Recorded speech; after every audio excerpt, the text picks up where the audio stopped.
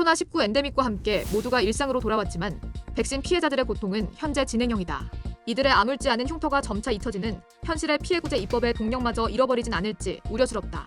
질병관리청의 제173주차 코로나19 예방접종 이상사례 현황 보고서에 따르면 지난 2021년 2월 26일부터 올해 6월 22일까지 신고된 전체 이상사례는 총 48만 4,647건으로 집계됐다.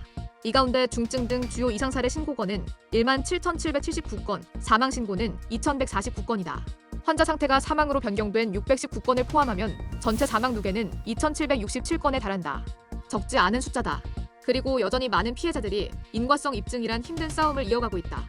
질병청이 국민의힘 김미애 의원에게 제출한 자료에 따르면 올해 5월 28일 기준 총 피해 보상 신청 건수는 9만 9,277건, 보상 지원이 이뤄진 건은 2만 8,409건으로 전체의 28.6%에 그쳤다. 이마저도 대부분은 경증 소액 보상이었을 뿐 백신 부작용 인과성을 인정해 위로금이 아닌 피해, 보상이 이뤄진 사례는 사망 신청 2,259건 중 24건, 중증 신청자 1,579건 중 101건에 불과하다. 이러한 상황 속 코로나19 백신 피해자 가족협의회는 2022년 1월부터 청계광장 한편에 백신 희생자 합동 분향소를 설치하고 사망자를 추모하는 한편 백신 피해 특별법 제정 등을 요구해왔다. 그런데 3년째 싸움을 이어나가고 있는 피해자와 그 가족들은 설상가상으로 분향소 철거 위기까지 맞닥뜨리게 됐다. 서울중구청은 지난 19일 코백회 측에 도로상 불법 적치물 원상회복 명령과 함께 행정대 집행계고서를 보냈다. 구체적으로 이달 29일 24시까지 분향소를 자진 철거할 것을 명령했으며 기한 내 이를 미이행할 경우 행정대 집행법에 따라 대집행 후 그 비용을 징수하는 등 법적 조치를 취할 예정이라고 고지했다. 코백회 김두경 회장은 추모할 겨를도 없이 떠나보낸 국민들의 추모 공간을 마련해주고 애도해야 하는 게 국가의 역할임에도 피해자가 직접 설치해 운영하는 분향소를 강제 철거하겠다는 것은 2차 가해라며 목소리를 높였다.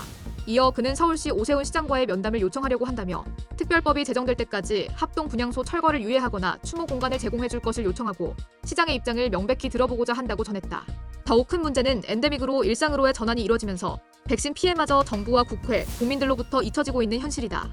지난 21대 국회에선 여야를 불문하고 감염병 예방 및 관리에 관한 법률 개정안 17건, 코로나19 백신 접종 피해 보상 특별법 제정안 3건 등 총 20개 법안을 쏟아냈다. 그러나 피해를 호소하는 이들의 간절한 바램과는 달리 시간만 속절없이 흘렀고 이들 법안은 21대 국회 임기 종료와 함께 자동 폐기 수순을 밟았다. 22대 국회에선 아직까지 감염병 예방법 개정안이나 특별법 제정안이 발의되지 않았다. 그나마 야당 측에선 입법 추진 의사를 밝혀놓은 상황. 더불어민주당 김윤 의원은 지난달 3일 국회에서 열린 입법 이어달리기 이피원 기자회견에서 같은 당 소병철 의원이 21대 국회에서 발의한 감염병 예방법 개정을 이어나가겠다고 말했다. 소 의원이 발의한 개정안은 백신 접종 피해 지원 대상을 선진국처럼 폭넓게 인정하는 내용과 함께 이상 반응으로 인한 피해 회복 목적 의료비 선지급에 대한 법적 근거 등을 담고 있다. 기자회견 당시 김윤 의원은 22대 국회에서 백신 피해 당사자들의 목소리를 담아 백신 부작용에 대한 국가의 책임을 더욱 명확히 하겠다고 강조했다. 다만 구체적인 개정안이 나오기까진 다소 시일이 걸릴 전망이다.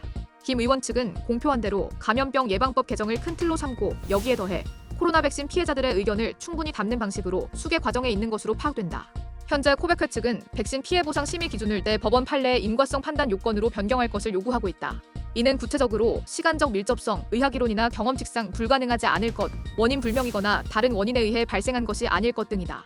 또한 정부가 접종 이후 이상 반응의 인과성 없음을 밝히지 못할 경우 포괄적으로 인과성을 인정하는 입증 책임 전환이 필요하다는 입장이다. 즉 백신 피해의 시간적 개연성은 있으나 인과성에 대한 자료가 충분하지 않은 경우에 해당하는 1번 판정을 피해 보상 대상에 포함해야 한다는 것.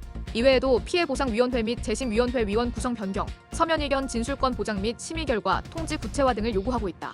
김윤 의원실 관계자는 이전부터 코백회 측에선 특별법 제정을 요청했지만 이어달리기 하겠다고 한 법안은 감염병 예방법 개정이라며 코백회 측에 내부적으로 의견을 조율해달라고 요청했으며 충분히 상의를 하고 진행할 예정이라고 전했다. 이어 그는 질병청에도 22대 국회에서는 이 문제를 어떻게 접근해 나갈 것인지 향후 계획 등을 요청해 놓은 상황이라고 덧붙였다.